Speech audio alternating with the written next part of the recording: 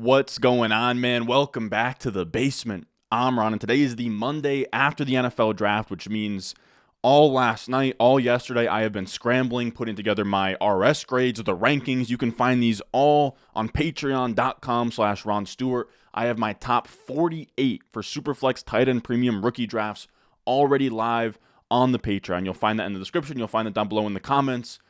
But we'll give you a little bit of a teaser here today. We are going to break down my running back rankings, break them down into tiers, and go through my top 15 for this 2023 rookie class when it comes to Dynasty specifically. So with all that being said, if you enjoyed this video, if you learned something new, make sure you down below, subscribe, leave a like. Let's go. Got the juice, I got the juice. 10 old Chatham's on. Foolies glad I'm home. So we have the good old-fashioned tier list here. Now, again, I always give this disclaimer. This is for Dynasty PPR leagues, and I feel much stronger about the tiers than I do player A versus player B within each tier. So with that being said, let's go through S tier. Our RB1, the only running back in S tier, is Bijan Robinson. He goes 8th overall to the Falcons, and something that we thought wasn't even going to be possible, right? I've said this about a million times now this draft weekend, but I seriously sat down and reflected on my model of, okay, running backs are getting less draft capital, and everybody's telling me, second round's a new first round, third round's a new second round. Should I be making tweaks? And I sort of sat back and was like, let's just give it another year, see what happens, and boom. We get an 8th overall running back and a 12th overall running back. You can say maybe the 2023 draft class in terms of what they had in terms of linebacker and edge and tackle was weak, so it pushed the running backs up. But the idea that a top 15 draft capital running back is extinct in the modern NFL, I think, is a tired narrative. It's just been a while. They have to be pretty much generational to get drafted there, but that's where Bijan ended up. And if we look at just simply, so since 2017, right? 2017 was that legendary draft class. So 2018 and on, here are your 6 drafted running backs inside the top 10. Actually, this is since 2015.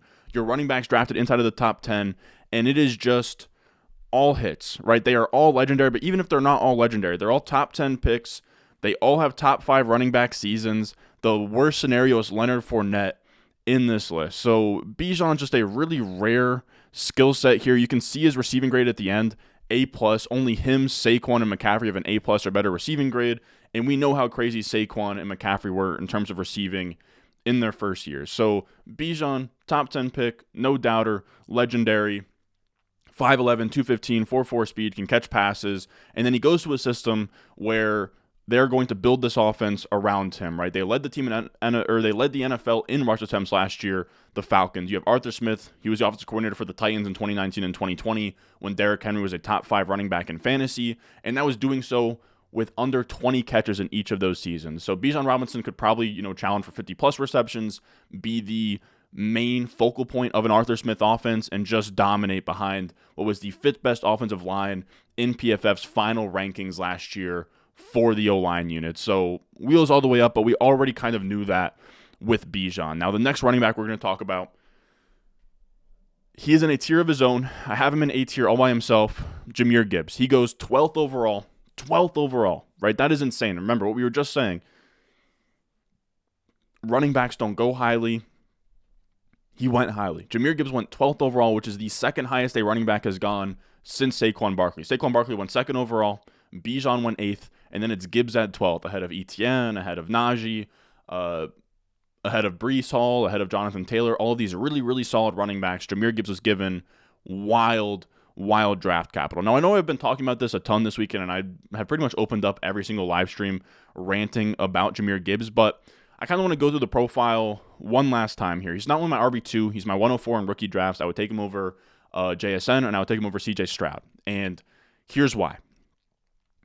Yes, he's 199 pounds. There is downsides to this there's downsides to this profile, but I think the issue is that the skeptics out there aren't adjusting for the 12th overall draft capital, right? The size was an issue, and I want to illustrate why it matters, because the big concern with Jahmyr Gibbs, sub 200 pounds, he could get shoehorned and pigeonholed into a Giovanni Bernard type workload, right? Where he's just looked at as just a satellite back and not kind of elevated into like your Eckler, Kamara, McCaffrey roles where you can just kind of do it all and be the focal point of an offense.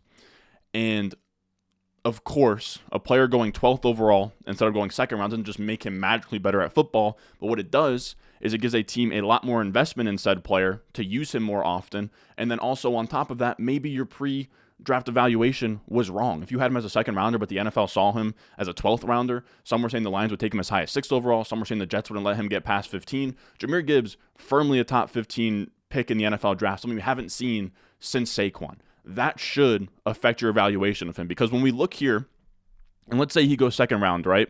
Here are your second round running backs ordered by best market share of receiving yards season. So best market share of receiving yards is just your receiving yards divided by your team's total receiving yards, just to get, how much are you making up your offense? And he leads all of them, but at the top here, all the guys that are 15% or better, Dexter McCluster, Brian Leonard, Giovanni Bernard. You go a little bit lower when you start to get to your bell cows, but Jahmyr Gibbs profiles as a guy that was in danger of being the next Giovanni Bernard, right? Of going second round and just having a receiving type role, kind of like a Duke Johnson as well. But when we take out second round and we do the same thing where we sort, but we do it with the first rounders, it's a much different list. It is McCaffrey at the top, Chris Johnson, CJ Spiller, Saquon Barkley. Those are your four guys with a 15% or better receiving yard market share. So it really takes down that risk of him being shoehorned into that role to then giving him comps list of guys who might have been undersized, like, your Chris Johnson and McCaffrey's,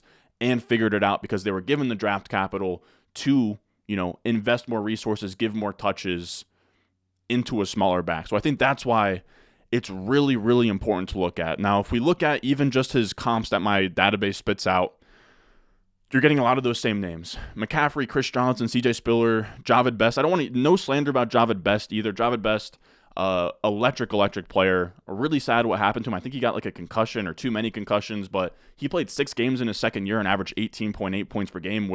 If Gibbs could do that, that would be a massive win. Of course, Chris Johnson, McCaffrey, huge ceilings. CJ Spiller's his absolute floor. CJ Spiller was utilized in a time where space backs and like satellite plus backs weren't a thing. I think he would have been better in the modern NFL. And even if not, he still has a top 12 point per game season. So a lot of really, really good comps. Again, I can't stress enough. The whole reason we care second rounder to 12th overall is it takes his comps away from, your Giovanni Bernards and your Dexter McClusters to your McCaffreys, Chris Johnsons, Jahvid Best, where they got drafted early despite their size because a team wants to utilize them. They think that they are a very, very good NFL player. Now, just being a 12th overall drafted running back, he should hold his value. We've seen ETN last year. He didn't play a single snap in his first year as a running back. And just because he was a first-round pick in the NFL, he was like a top 8 running back value in Dynasty heading into his second season. There's going to be a lot of goodwill in this profile. We have seen guys like Kenneth Walker, who has a similar red flag to Jahmyr Gibbs. Now, Jahmyr Gibbs, his red flag is he's too small. Will he get enough rushing attempts? Will he get enough snaps on the goal line? Will he score enough touchdowns? Kenneth Walker is a different question. Can he catch passes? He comes out in year one. He looks good, but he never even caught passes. Now, of course, he caught some passes, but it was still like under 25 catches. He didn't prove that he could have a 3-down skill set. They were still preferring DJ Dallas and Travis Homer as their third down back in Seattle. And even with that, he was a top 5 running back in Dynasty. You don't have to answer to your biggest concern in year one. You just have to show something. Just show that when you're on the field, you can average 14 or 15 points per game. And that's all you need for Gibbs. You don't need him to prove that he can be a goal line back or run between the tackles for him to hold value from year 1 to year 2. We've seen guys all the time gain value, your Kerryon Johnsons, your Cam Akers, your J.K. Dobbins after year 1 of not really putting together a crazy ceiling. And the last thing that I want to say on the Gibbs front, because I know we're going long here with Gibbs, but when we zoom into just 2023, and that's another note here, with running backs, I'm a little bit more nearsighted with them, because if I'm drafting a running back, I likely want to compete. I likely want them to score soon, right? So it's not as long of a window as we have for like your quarterbacks and wide receivers. We want points soon when it comes to the running back position. And a huge positive on his profile here is Mike Clay's projections. Now, if you look at running back, Jahmyr Gibbs is right there as the RB18, right? His rank in PPR points per game, RB18, which is absolutely insane. Mike Clay, again, he's the ESPN projection guys. He is one of the best guys in the business when it comes to projections, but he's also very conservative with rookies. Jackson Smith-Njigba right now is like his wide receiver 49.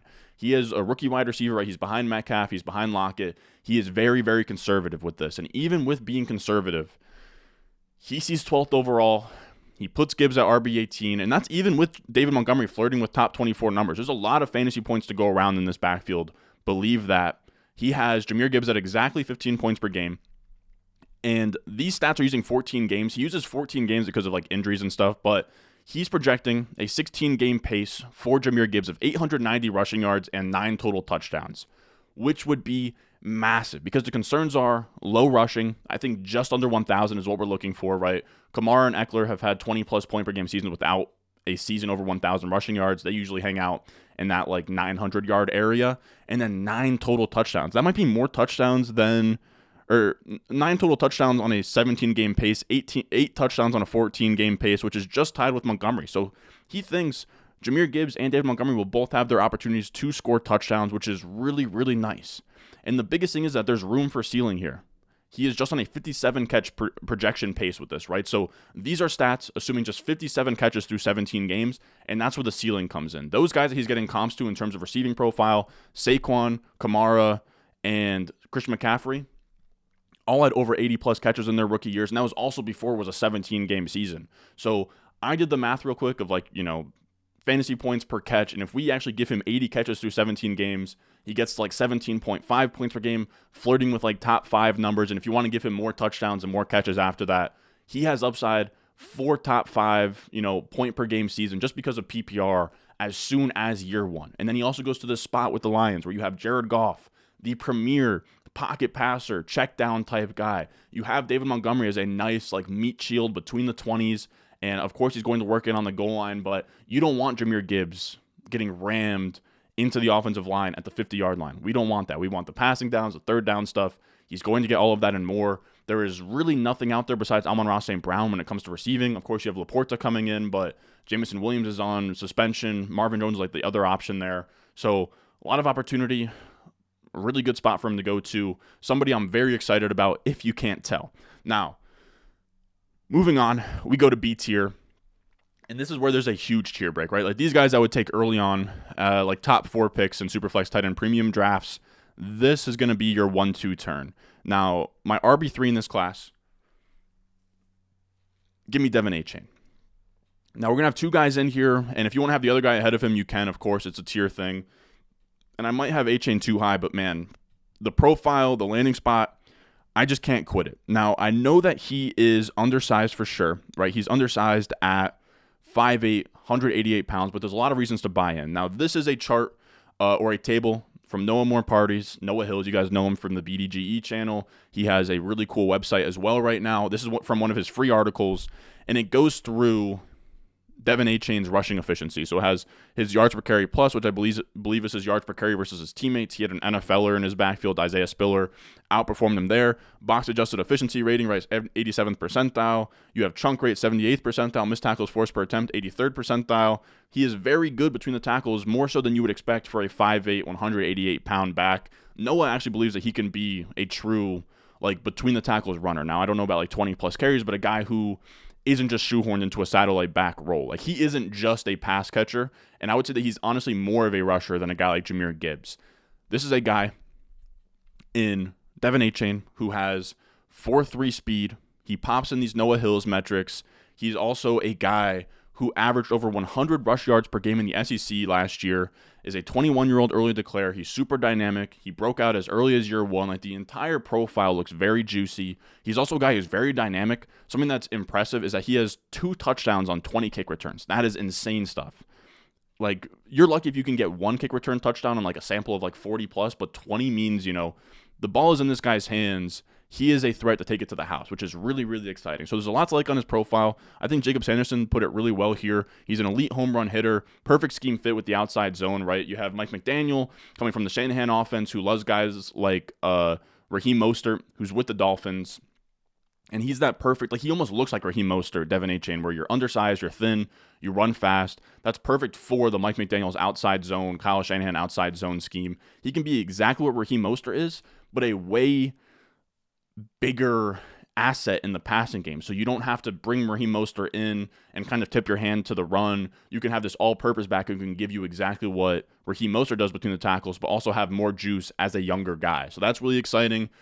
SEC every down guy. He is a really effective wide receiver, day 2 pick. most talented running back by far, right? He's next to Jeff Wilson and Raheem Mostert, two guys that probably don't have a lot of money tied up with them and are pretty easily pretty easily dethroned from their starting running back spots. Now, he's also 188 pounds, as that bottom bullet says. But at a certain point, you have to look past the size. It's a flawed running back class, and I want to bet on the guy that looks like Achane in this offense with Mike McDaniel. I just trust Mike McDaniel to use his guys to the best of his ability. When you have Waddle and you have Tyreek Hill and all the speed on this offense, I think Achane is going to fit in very, very nicely. Now, our RB4 is Zach Charbonnet here. He went second round, 52nd overall to the Seahawks. He has a really strong case for RB3, to be honest. Now, the reason I have him here is a landing spot, but I really can't put him much lower. Now, I know the landing spot isn't ideal, right? He goes to the Seahawks. Kenneth Walker's already there, and I hear a lot of people like wanting to put Kenneth Charbonnet down here, like behind Kendre Miller. It's just like, guys, like second round draft capital is really valuable. I think we're really weighing landing spot too much. This was a guy who was pre-draft RB3, was a guy, if he goes, let's say, to the Bengals in the second round, exactly 52nd overall, right? Second round, 52nd overall, and it's the Bengals instead of the Seahawks. He is your Dynasty 107.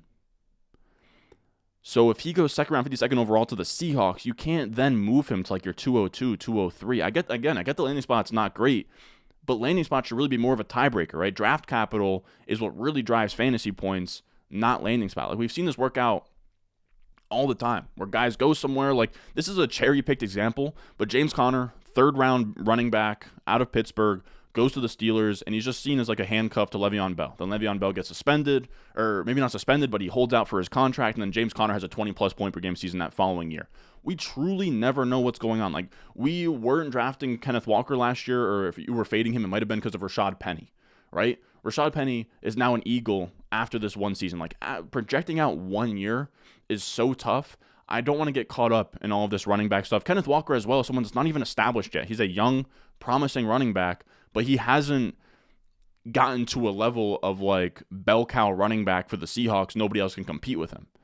So I'm going to bet on talent here. Charbonnet is a very strong talent. He is the only running back drafted in the second round in this draft class, which is really important. He has size and pass catching. He's 6 foot, 214 pounds, over 60 receptions in his final 2 seasons. That's a profile that we really like, that we want. And if we look at since 2018, so this is not including the 2017 draft class, and something that Todd H on Twitter has kind of put me onto, something that I want to look through this offseason as well. But since that 2017 draft class, it has been an absolute wasteland in the third round. Like, your third round hit is literally just David Montgomery. Like, I guess Antonio Gibson, he gained a lot of value. Henderson in a few spots. But when you look at like round 2, it's Javonte, it's Breece Hall, it's Swift, it's Chubb, and like even if Javonte hasn't hit and Swift hasn't been great, Swift still has a top 12 season and was a second round starter pick at one point. Javonte was a second round starter pick at one point. Kenneth Walker, top 5 running back this offseason. Kerryon Johnson was like a third round starter pick after his rookie year, and then I want to say that they drafted DeAndre Swift with Kerryon still on the roster, and then Kerryon was never really that effective for them again. Cam Akers as well gained a ton of value after year 1. Dobbins, Sanders. So I mean, like, your downside case is like AJ Dillon, James Cook, as just guys that are seen as kind of like pure RB2s behind like an entrenched starter. But I wouldn't say like Aaron Jones versus Kenneth Walker. Aaron Jones is a much better running back at that time than Kenneth Walker right now. He's still like largely unproven. Like, people act like he has done a ton, right? Like, Kenneth Walker doesn't have a top 24 season, or he doesn't have a top 12 season at this point. Like he just had last year, which was pretty solid, and it was solid, but it wasn't like to the point where it's like, man, he's so established, I can't have it.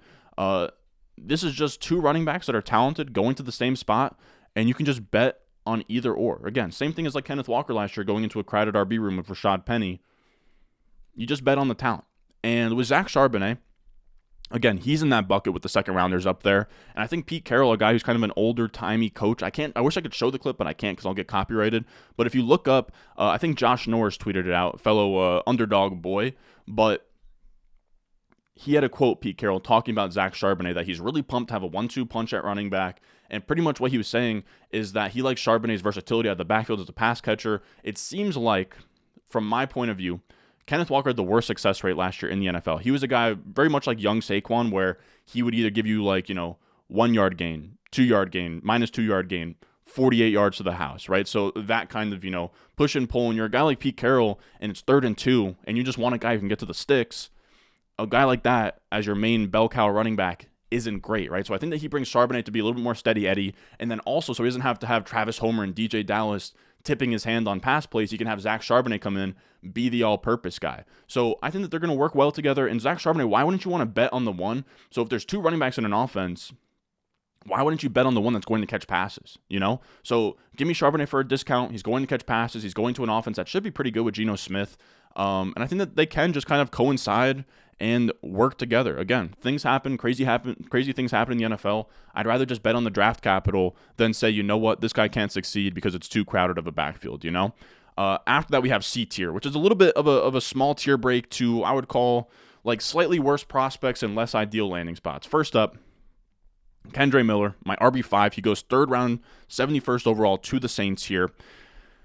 And Kendre Miller is someone that's never going to look good in a prospect model, and I completely get that. He doesn't look good in mine, but again, I have him at RB5, okay? So I'm putting respect on his name, but he's somebody who didn't catch many passes. He didn't test at the combine. He shared a backfield with another NFLer on this list, Zach Evans, so his numbers are going to get kind of misconstrued. But the thing that I like to grab onto, I think this is Arjun from PFF. He shared this chart, and it's a really nice chart that just kind of shows every running back in some key categories. And you look through here, 87th percentile in yards after contact per attempt, 90th percentile in missed tackles forced per attempt, 95th percentile in explosive run percent, and then not so great in yards per run. So he's a very explosive, shifty runner, which is exciting. I think he's probably one of the better pure rushers in this class. His profile, if he had like ran as fast as Kenneth Walker, right? Kenneth Walker ran like a 4.39 or something. Looked a lot like Kenneth Walker. Really, really, really nice, pure between the tackles runner, 21 years old, early declare. It's a nice profile.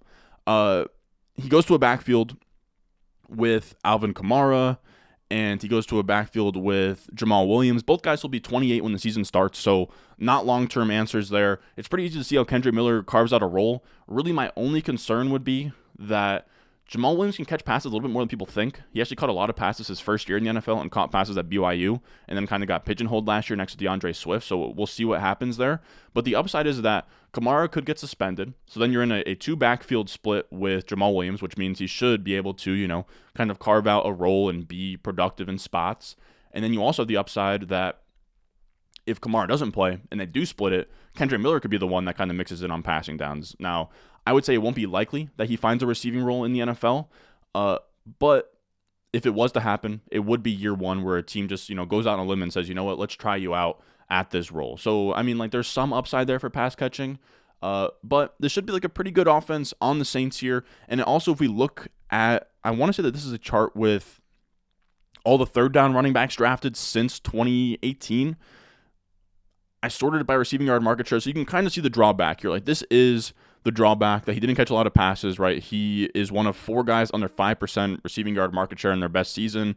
You got Trey Sermon, Damian Harris, Ty Davis Price. I think Damian Harris is actually a pretty good comp for him, but he goes to a spot where he can compete day one, whereas Damian Harris almost redshirted his first year. So keep an eye out for Kendre Miller. I know that some guys absolutely love Kendre Miller. I have him as an early second in rookie drafts. I've seen him go as high as 110, 111. It's a little bit too rich for me, but 201, 202, 203, I can get down on Kendre Miller there because I am open to the idea that he's not going to show up pretty well in the spreadsheets and that maybe he's a little bit better than the numbers might say. Now, our next running back, RB6, he goes third round as well, 88th overall, Tank Bigsby to the Jaguars. And Tank Bigsby is a guy that I've liked this entire process, and people don't really seem too pumped about this landing spot. It's not amazing, but I think we also have to kind of understand, there's just not really good landing spots at all right now. Running back just seems so, I don't know if you want to say saturated, but there was such a crazy, that was the 2018 draft class, right? I'm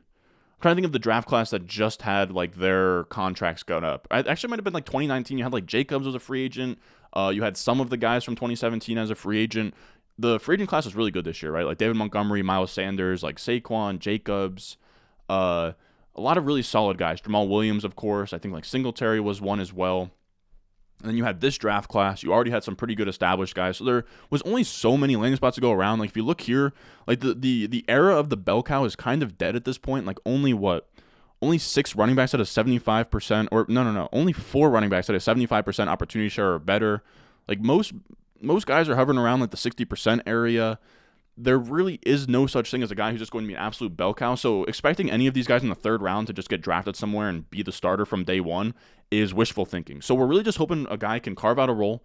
Running backs get injured a lot in the NFL. Some backfields can produce multiple fantasy-relevant running backs, and that's just kind of what you're looking at once we get to this range, right? We're talking like, mid-second round rookie pick type guys that you think are in crowded backfields, but you're kind of betting on the talent here. And that's sort of what we're doing with Tank Bigsby. He's a talent I really like. 5'11", 210 pounds, 3-down skill set. This is a guy who led the SEC last year in yards after contact per attempt with 4.16. He was third in rush grade, third in elusiveness rating, one of 6 SEC running backs with 40-plus targets. So he can do it all. He was just held back by a really bad team the last 3 years. He had Bo Nix for a while, and then I don't even know who was playing quarterback for Auburn last year, but it wasn't any good. He kind of reminds me a lot of Cam Akers, but Cam Akers was a better prospect. He went second round, whereas Tank Bigsby goes third round here. But Tank Bigsby's a guy I would not sleep on. Again, none of these guys are going into a spot where they are the starter from day one. That's sort of just the issue with thinking that's possible. All of these guys are going to go into some sort of crowded backfield. Of course, ETN is there, but it doesn't seem like they're married to ETN. One is a pass catcher. He didn't even have I don't think 50-plus catches. Again, something that we wanted from ETN, that we thought he could catch passes coming out of school. That still isn't realized yet. He's a very nice pure rusher between the tackles, but he only had 4 of his 17 games last year with 18 or more touches.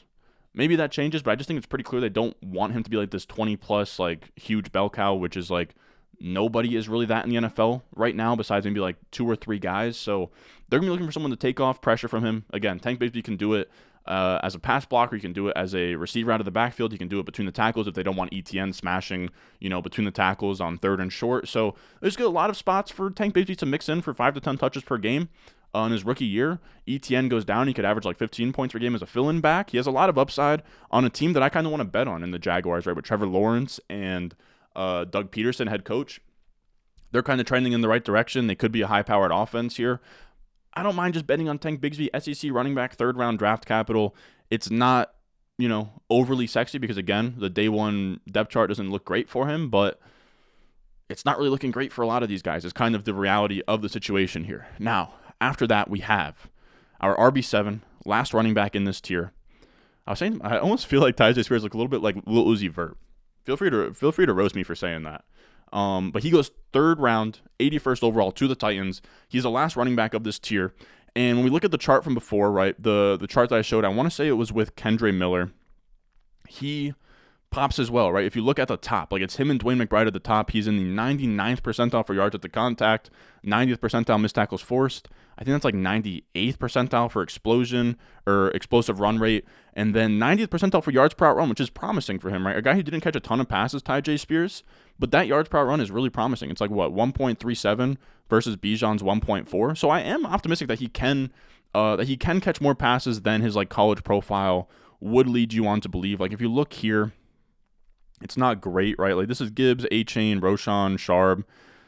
All of these guys are get above the dotted line, which is what we want to see from running backs. Tyjae Spears is under it in both of his years.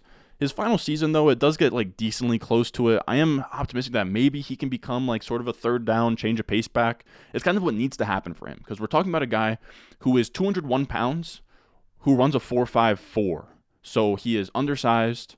He is slower than a back that size should be. And then he also isn't a satellite back, 25-plus catches in college type of guy. So that's the issue. He sort of has to develop into a pass catcher. And the biggest red flag on him right now, and I'm still sort of back and forth on how I even feel about this, but this is, I believe, from Dane Brugler's The Beast. According to several team sources, he doesn't have an ACL. That is a real quote. He does not have an ACL in one of his knees. Apparently, he tore it in high school and then tore it again in college. So that is a really, really, tough obstacle to overcome. But he did look plenty explosive in his final years at Tulane. I don't know how much lower you can put him because of this, but it's why I have him at the back end of this tier and pretty much at the back end of the second round of rookie drafts. And it's also why I don't really see upside, right? Tank Bigsby, size, pass catching, I can see a 3-down skill set. Tyjae Spears is tough for me. I don't know that he'll ever be a guy in the NFL that'll have more than 15 touches per game. He seems kind of more of a change of pace, 1-2 punch kind of guy. And I think pass catching is where he could develop into getting more of those touches without having to get slammed between the tackles. Again, we just don't know if the pass catching is there. But I do think this is a good spot for him. Don't don't quote me on this. I don't think Dontrell Hilliard is under contract for the Titans. So if he wanted to prove that he could catch passes, he has opportunity for a third down role right away next to Derrick Henry, which is kind of exciting. So again, knee injury is a little bit scary, but he is like super explosive, super efficient between the tackles, showed some promise in the passing game, was the last running back drafted day 2, so that obviously means a ton. But he's not someone I would go absolutely crazy for. Now, next tier, we have D tier. And these are your day 3 running backs, guys who sort of fell, but I kind of like what their role could be on day 1. And here as our RB8, we have Roschon Johnson. He goes to the Bears, 115th overall in the 4th round. He's a tricky prospect because he's like Kendre Miller, where the model's not going to like him, but I'm also willing to kind of make an exception for him. He has rare size for just like the modern NFL at this point. Like it feels like everybody is getting smaller, you know, the wide receivers, the running backs, the Bryce Young at the top. This is a classic. This is your daddy's favorite running back here. 6 foot, 225 pounds. Relative athletic score has him best comparable to Le'Veon Bell, who ran about like that, like, you know, 4'6", that size, wasn't super vertically explosive. Roschon Johnson, also very interesting. That 1.54 10-yard split's also very impressive for him. So just a really rare athlete right now. And he also leads the class in missed tackles forced per attempt. And also before Bijan Robinson came to Texas, he had 23 catches in his freshman year at Texas, which is really impressive. It tells me that at that size, 23 catches in his freshman year is pretty crazy. So he has like a pretty easy to see 3-down skill set. He's shifty. He's efficient. There's a lot to really like here. The issue is that he goes day 3. So that is kind of the issue here. You know, day 3 is where your hit rates really fall off. And then he goes to a crowded backfield. Now, it's not a backfield of big names, I will say, but he goes to a backfield of good running backs. This is a good tweet from Jacob Sanderson. The only running backs with over 3 yards after contact per attempt in both 2021 and 2022. It's a good list of guys who are just good running backs, right? Ramondre, Pollard, Derrick Henry, Chubb, Aaron Jones, Jonathan Taylor. And then the last 2, Deonta Foreman, Khalil Herbert. So these are 2 very efficient, very good runners, like rushing yards over expected, all of that. They both usually pop in those. So these are 2 good running backs, but also not 2 running backs with a lot of investment. Khalil Herbert, day 3 guy. Deonta Foreman, off an Achilles, has been in like, I think that's like, this is like his 3rd team since that. So there's not a lot of investment or long-term investment to these guys for Roschon Johnson to kind of be, you know, marginalized by them. It seems like all 3 of them will have a fair shake at the job, and he can kind of carve out a role. Maybe one of them gets hurt. A lot of, you know, easy ways to sort of realize that upside for Roschon. Now our RB9 here is going to be Chase Brown. His picture is also crazy. 5th round, 163rd overall to the Bengals. And I think this is where we kind of see some year 1 upside. Like if you wanted to look at, you know, empty-ish depth charts, which is kind of what we're chasing once we get to, like Roschon Johnson was the only 4th round running back. Once you get to like round 5 on, you're kind of just looking for a way for a guy to impact year 1. Like analytical profiles and all that can kind of go out the door. Once you get to this range, you kind of just want guys that can get on the field and maybe realize a full 3-down type role. And that's what we're kind of looking at with Chase Brown here. Chase Brown goes to the Bengals, who have a pretty like bare running back room. Like Joe Mixon has like legal issues. He could get suspended. He might have to restructure his contract with the Bengals. And the only other running backs on contract are Travion Williams, who has 55 touches in 4 seasons, and Chris Evans, who has 35 touches in 2 NFL seasons. So there's really not a ton of competition.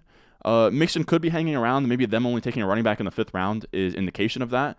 But if not, they could save like $10 million if they cut Joe Mixon after June 1st. So there's a lot of upside here where somebody could get cut. I imagine they probably bring a better veteran in that situation, but there is a lot of opportunity up for grabs in this backfield on an offense that was 7th in points scored last year, which is really exciting. And Chase Brown out of Illinois, he's like a 5-year guy, so he doesn't really pop, right? He comes out as a bronze, but a lot of his comps are super, super interesting. I don't know why the athleticism tab is a number. It should be a grade. But like his comps for bronze are decent. Like he gets these guys that go 3rd round that have been kind of interesting, like your Aaron Jones, your Marlon Mack, your Elijah Mitchells, Chase Edmonds, and then obviously like your downsides like Jordan Todman, Antonio Pittman. Like he can just be complete buns as well, but he does have a nice profile where he hit my receiving yard market share thresholds in his age 20 and age 21 season, his final 2 years. So he can catch passes. 5'9", 209 pounds is like, you know, your Aaron Jones, like kind of, not bell cow, but a guy who can kind of carve out a role and, you know, get 15 plus touches per game.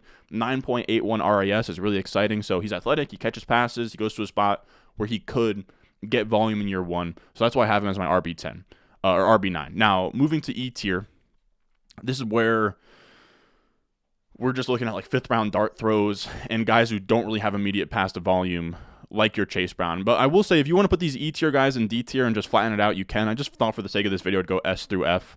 But admittedly, once you get past C tier, they all kind of jumble together, to be honest with you guys. But RB10, we have Israel Abanikanda, however you want to say it. He goes 5th round, 143rd overall to my Jets. And again, these are kind of just dart throws, right? So, of course, he's behind Breece Hall. But Breece Hall coming off the ACL, they might be slow to bring him back. Israel Abanikanda could be the week 1 RB2, be the guy who gets the most opportunities in that backfield if Breece Hall is not ready to be the full-on bell cow workhorse or whatever, and be really interesting out the gate. This is a guy who is a freak athlete. The Jets, like, if you just look at the relative athletic score of every Jets draft pick from this draft, it's pretty crazy. Like, they're all 9+. Now, this is a guy a little bit like... Look, I was born in 2001, so this guy was playing in the NFL before I was even born, Ahman Green. But I know of Ahman Green. I know that he's kind of like a legend. He's one of those guys who probably like just short of the Hall of Fame, but a really, really good running back who's also in that like 5'10", 215, 4.4 speed, crazy explosive type build, which is why you should be excited for Izzy Abanikanda. Now, 3-down upside isn't really there. Just 12 catches in his final year. The positive, though, his second year, before like his big-time breakout, he had 24 receptions, which is, you know, pretty damn good for a guy who didn't even rush for 1,000 yards that year. So I think there's some upside for him as a pass catcher. And then also, there's upside here for him to be a nice asset just because he's young. Like, running backs who are young tend to hold value. Abanikanda, I think, is the youngest player in the entire draft. Feel free to fact check me on that. But he's not going to be 21 until October. So week 1, he will be 20 years old. He's early declare. So really young, and just ideally, we want athletic, young guys who can have an early role, which would be taking pressure off of Breece Hall. I think that his sort of long-term role there is just kind of like home run hitter, change of pace type back. Kind of reminds me of like a Tevin Coleman, but I don't know if he could be like prime Tevin Coleman to like Breece Hall's Devontae Freeman. I think it'd be a heavier split towards Breece Hall, but just kind of an interesting upside comp there. Now, the next guy we'll talk about, if you want to put him at the top of this tier, you can. Someone I'm excited about, Zach Evans. Zach Evans, he goes to the Rams, 6th round this time, 215th overall. Now, I will say, the research I've done, I know we talked about earlier that second round's a lot better than third round, and it has been recently. But since 2007, second round and third round's been kind of been comparable. But I kind of want to wait for the NFL to show us that again, because if we look at second round versus third round, since then it's been pretty rough. But then 4th round and 5th round's about equal, and then 6th round and 7th round's about equal. So that's where the tier breaks are, according to just kind of the research in 2007. First round, round 2, 3, round 4, 5, round 6, 7. So it doesn't seem like a lot, but Izzy going round 5 and Zach Evans going round 6 is actually a pretty sizable gap here. And Zach Evans, teammates with Kendre Miller at TCU for a couple years there, is also one of these like hyper efficient between the tackles runners. Like if we look at that same RB matrix we looked at with Kendre Miller, Zach Evans is the 4th running back on that list, 95th percentile in yards at the contact per attempt. You have 73rd percentile in missed tackles forced per attempt, but then 94th percentile in explosive run rate, and then also a really good yards per out run too. I think that's the thing with Zach Evans. I think he's a really underrated receiver. I think he even has more receiving upside than a guy like Kendre Miller. You can see there 1.28 yards per out run, like 89th percentile. He isn't a complete zero as a wide receiver, Zach Evans. If we look here, I have this class, ranked by their best receiving yard market share among all running backs in this class that are 200 pounds or heavier. And he is one of just 6 running backs in this class that are 200 pounds or heavier with a 10% or better best market share receiving yard season. It is him, Evan Hull, Eric Gray, Bijan Robinson, Sharp, and Kenny McIntosh. It's a pretty decent list to be a part of. It shows like he had one season. It was his second year. I believe it was at TCU. He just showed really, really strong receiving upside. Now, this is not a comp that I believe in seriously, but RAS's comp that they spit out for McCaffrey or for Evans is Christian McCaffrey. Now, of course, he will not be Christian McCaffrey. He will not come into the NFL and, have 80 catches or anything. That's not what I'm expecting. That's not what I'm saying. But what I am saying is people thought that Zach Evans was going to be more like 215. He weighed really light at the combine. But I think similarly to McCaffrey, I think it wouldn't be crazy to see him as a 3-down back who is undersized, because again, I think that he can catch passes. I think he can get it done between the tackles. I think there is upside for him not just to be a grinder or a satellite back. I think he can do it all like a McCaffrey. He is more athletic than you would think. I also think that he's heavier than that 202. I think he probably plays more at 208 to 210. And he goes to the Rams, which have a pretty wide open depth chart. Not wide open depth chart, but he's going to be behind Cam Akers.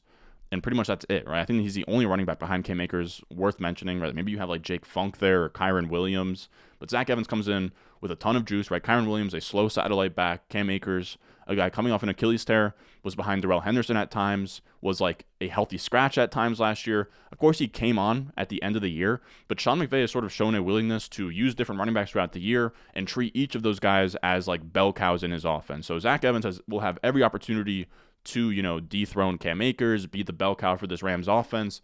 There is a lot to like with this landing spot. Now, really quick here, I want to go through F tier, who are just just dart throw running backs is really all I can sort of say about that. But we'll put Evan Hull here, who is a Noah Hills darling. And he is somebody, if we look at that chart that we kind of referenced earlier, of running backs 200 pounds or heavier, and their best market share of receiving yards season, Evan Hull at the top of this class by a ton. He is somebody that has a season of over 20% market share of receiving yards. He is over 200 pounds. He's 5'10", 209 pounds, 4.47 speed, elite explosion on RAS.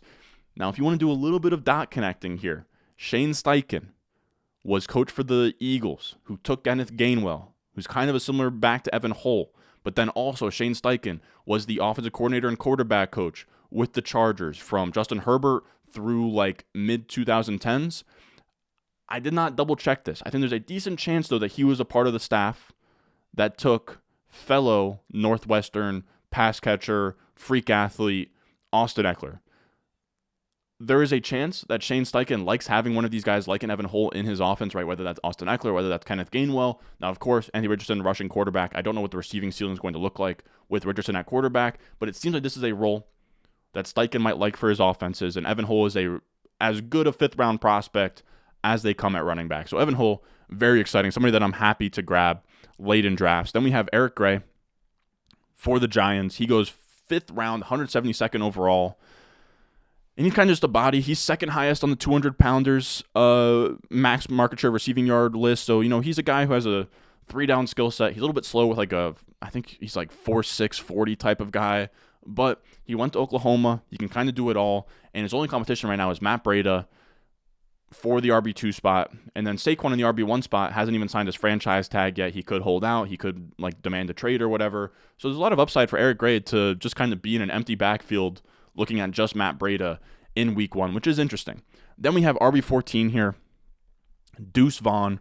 He goes 6th round, 212th overall to the Cowboys. And I honestly think that you could put him at the top of this F tier. He's getting really slept on right now, and I get why, right? He's 5'5", 179 pounds. He was kind of just drafted to the Cowboys because his dad's a coach there. But man, even if you factor in the fact that his size is terrible and he was picked on day 3, he was picked in the 6th round, he still comes out as one of just 15 day 3 silver running backs in the RS grades. This is your entire list. Aaron Jones, Devonta Freeman, Lamar Miller, Jordan Howard, Marlon Mack, Tariq Cohen, Roy Helu, Jaquiz Rogers, Robert Turbin, Antonio Pittman, Jeremy McNichols, Isaiah Spiller, Kenny Gainwell, and Marcus Lattimore. It's not a perfect list, but a 4 out of 14 top 12 running back hit rate when it comes to day 3 running backs is extraordinary. Now, his comps on this list, you cannot comp him to, Jordan Howard, a guy who's 220 pounds. But he kind of looks like, I think Tariq Cohen's a good comp for him.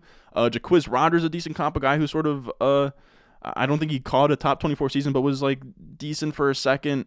Gainwell was kind of getting there. Devonta Freeman, who of course exploded. But I think there's a lot of upside here. His profile, if he was just a decent size and tested well, would be amazing. He's a guy who, 21-year-old, early declare, hits all of my receiving yard thresholds, hits all of my adjusted yards per team pass attempt or adjusted yards per team attempt thresholds, day 1 breakout, produced all 3 years. Literally everything you could possibly want besides size, it's all there. If you want to put him higher than this, you can. All the guys that are in front of him not named, all the guys that are in front of him that aren't in C tier are all bronze, while Deuce Vaughn is silver. But again, I'm being level-headed. moving him lower than that. But he's somebody that I do want to end up with in these rookie drafts. The running back room that he's in, Pollard for 1 year on the franchise tag, and then it's Ronald Jones and it's Malik Davis. So it's not a hard backfield to sort of carve out a role in. I do really, really like Deuce Vaughn.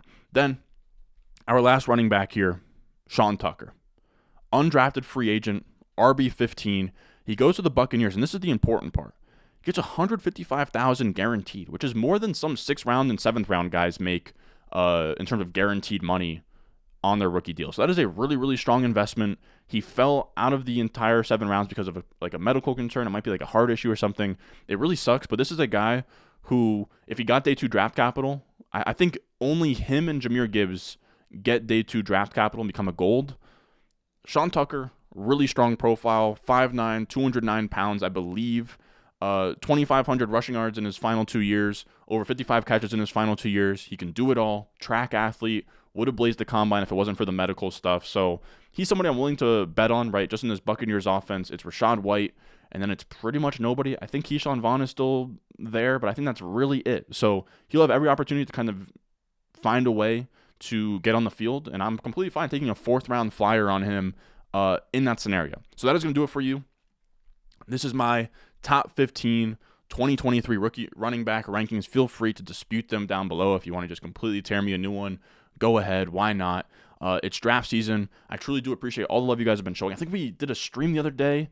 We did a stream after the NFL draft that we had like 300 viewers in there, and then it has like 10,000 views now after we uploaded it. Just went absolutely crazy. So appreciate all the love right now. Again, I know all of us have rookie drafts happening right now. If you are out there with a rookie draft coming up and you want to go out there and dominate again, RS grades completely official. I have my rookie rankings entirely top 48 Superflex tight end premium with tiers and the RS grade. It's all really pretty in the rankings. I'm going to have a Dynasty rankings update as well coming this weekend. A lot of really, really crucial stuff in there for you guys that are out here playing in these Dynasty leagues. Now, if you can't contribute there, likes, subscribes go a huge, huge, long, long way. So I appreciate it, and I will see y'all in the next one. I got the juice, I got the juice. Channel, Chatham's on. Foolies glad I'm home. Even my haters kinda glad I'm on. Rest in peace to my vagabond. Rapper, song, singer, suspended, subpoenaed for misdemeanors. Dreamer, held back asses, Loki still a deer. And I still shake a bull squat.